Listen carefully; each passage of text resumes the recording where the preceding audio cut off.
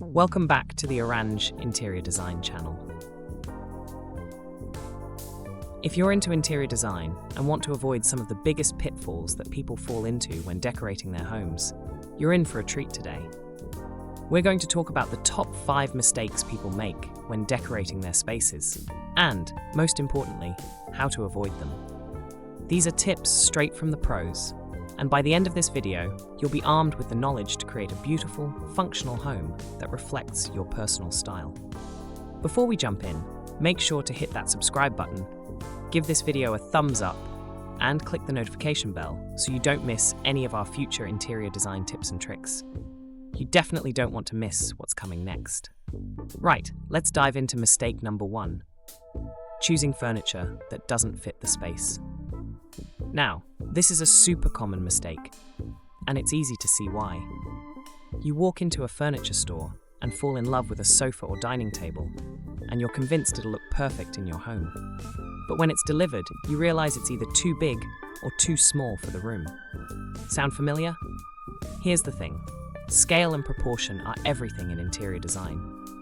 If your furniture is too large for the space, it'll make the room feel cramped and claustrophobic. Too small, and the room can feel sparse and unfinished. This is especially true in open-plan living spaces or smaller rooms where every inch matters. So, how do you avoid this? First, measure your space. I know it sounds obvious, but you'd be surprised how often this step is overlooked.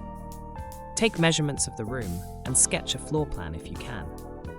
Note down the dimensions of any furniture you're considering, and then mock it up in your space using painter's tape on the floor. This will give you a real sense of how it'll fit.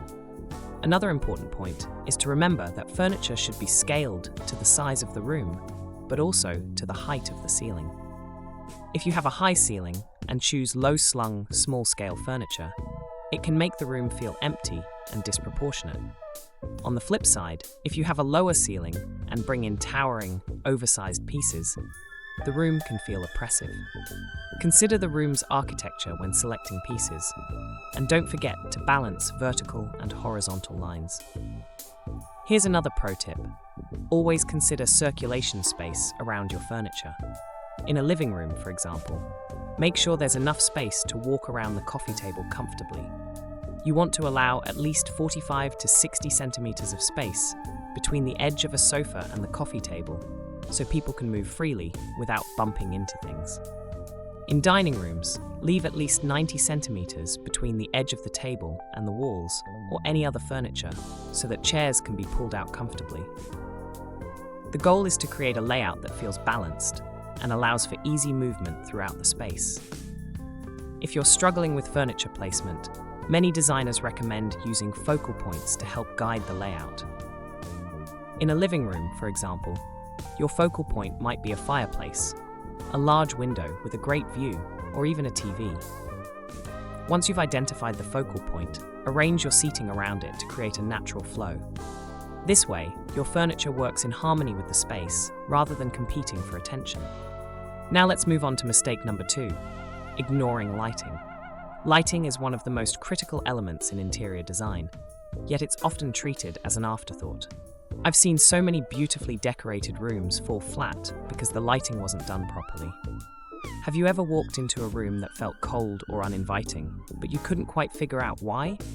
9 times out of 10, it's because of bad lighting. So, what's the solution? The key is to layer your lighting. Most people rely on a single overhead light, but that just won't cut it if you're aiming for a warm, inviting space. You need a combination of ambient, task, and accent lighting. Ambient lighting is your general light source. It could be a chandelier, recessed lights, or a simple ceiling fixture. This provides overall illumination for the room. But that's just the foundation. You need to layer in task lighting for specific activities like reading, working, or cooking. Think desk lamps, bedside lamps, or under-cabinet lighting in the kitchen. Finally, there's accent lighting. This is the lighting that highlights certain features of the room, maybe a piece of art, an architectural detail, or even just a beautifully styled bookshelf. Accent lighting adds depth and dimension to the room, making it feel more dynamic. Another great tip from designers is to consider the temperature of the light. Lighting comes in different temperatures, from cool white to warm yellow. For a more relaxed, luxurious feel, opt for warm-toned lights in spaces like the living room or bedroom. These give a soft glow that's easy on the eyes and makes the room feel more inviting. Cooler lighting works well in task-oriented spaces like the kitchen or bathroom, where you need clear, bright light for practical purposes. Here's a top tip. Dimmer switches are your best friend. They allow you to adjust the brightness of your lights depending on the time of day or the mood you want to create. For example, you can keep your lights bright and functional during the day, but when evening rolls around, you can dim them down to create a cozy, intimate atmosphere. It's such a simple addition, but it makes a world of difference in how a room feels. And let's not forget about natural light. This is often the best kind of light you can have in a room, so maximize it as much as possible. Keep window treatments light and airy, and avoid placing bulky furniture directly in front of windows that could block light. If you have small windows or a lack of natural light, mirrors are a fantastic way to reflect what light you do have and make the space feel brighter and more open. Now, onto mistake number 3. Going overboard with trends. Don't get me wrong, trends can be fun. They keep the design world fresh and exciting, and it's natural to want to incorporate some of the latest looks into your home. But here's the problem. Trends come and go. What's in today might be out in a year or two, and if your entire room is built around a particular trend, you might find yourself wanting to redecorate much sooner than expected. Take, for example, the recent trend of millennial pink or the grey-on-grey interiors we saw everywhere a few years ago. At the time, it was all the rage, but now, many people find these colours to be a bit dated. If you've designed an entire room in grey tones or a specific trendy colour, you may already feel like it's lost its freshness. So what's the solution? Balance. Use trends sparingly and in ways that are easy to change. For example, if you love a particular colour that's trending this year, let's say rich terracotta or a bold navy blue, consider incorporating it in your throw pillows, rugs, or art pieces. These are smaller, more affordable items that can be swapped out when the trend fades. But when it comes to larger, more expensive pieces, like your sofa or dining table, stick with timeless designs that won't feel dated in a few years. Another trick is to think of trends as accents, rather than the foundation of your design. If you love a bold pattern or a quirky piece of decor, make it the star of a neutral room. That way, it's easier to update as styles change without having to redo the entire space. When designers talk about timeless interiors, they often recommend investing in quality over quantity. Choose well-made pieces that will last for years, and keep your color palette neutral or classic. This way, you can switch up accessories or add a trendy pop of color when you feel like refreshing the space, without having to start from scratch. Speaking of which, this leads us nicely to mistake number 4, cluttering the space. Now, this is a big one. In interior design, less really is more. It's so tempting to fill every inch of your home with furniture, decor, and personal items, but too much can quickly become overwhelming. A cluttered room can feel chaotic and stressful, which is the last thing you want when you're trying to create a serene, welcoming space. So, how do you strike the right balance? First, take a step back and look at your room with fresh eyes. What's essential, and what could you live without? When we speak to interior designers, they often talk about editing your space. This means paring down your decor to only the items you truly love or that serve a functional purpose. Think of it as curating your space. One tip is to use larger statement pieces rather than lots of small items. For example, a single oversized piece of art can have a much bigger impact than a collection of smaller frames cluttering the walls. Or, a large floor vase can make more of a statement than several small decorations scattered around. The idea is to allow each piece to breathe and have its own moment in the room. Another tip is to embrace negative space. This is simply the empty space around your furniture and decor. Negative space gives the eye a place to rest and keeps the room from feeling too busy. Remember, luxury and elegance often come from simplicity and restraint. Don't be afraid to leave some areas of your room intentionally empty. It'll make the items you choose to display stand out even more.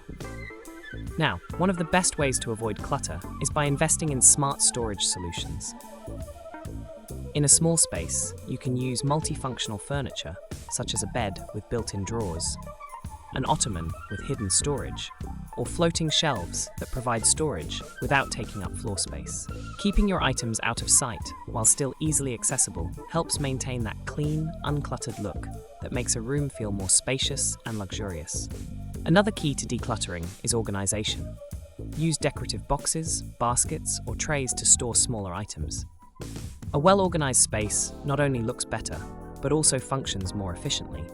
For instance, a beautifully styled bookshelf isn't just about the books. It's about creating balance by mixing in decor, leaving space, and making the arrangement visually interesting. And that brings us to mistake number 5, not personalizing your space. Now, this might sound a bit strange because, after all, it's your home, right?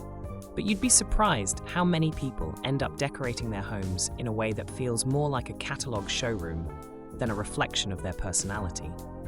Sure, it might look polished and stylish, but does it feel like you?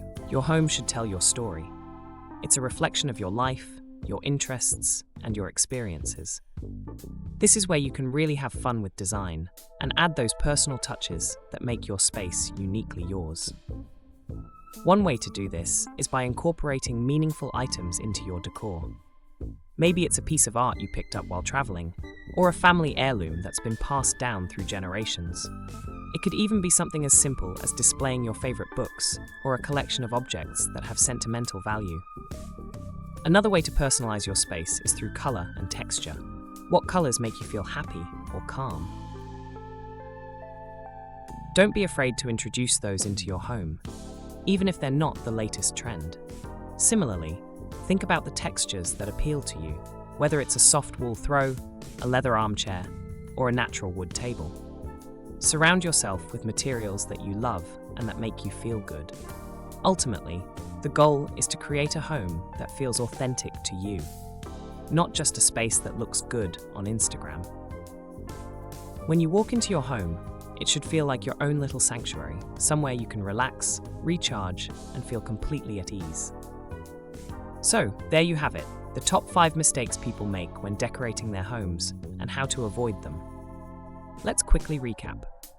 Don't choose furniture that doesn't fit the space. Measure everything and ensure you have enough circulation space for easy movement. Don't ignore lighting. Layer your lighting with ambient, task, and accent lights to create warmth and depth. Don't go overboard with trends. Use them sparingly in ways that are easy to change, and stick with timeless pieces for big-ticket items. Don't clutter the space. Less is more. Edit your decor and embrace negative space for a more elegant, serene room.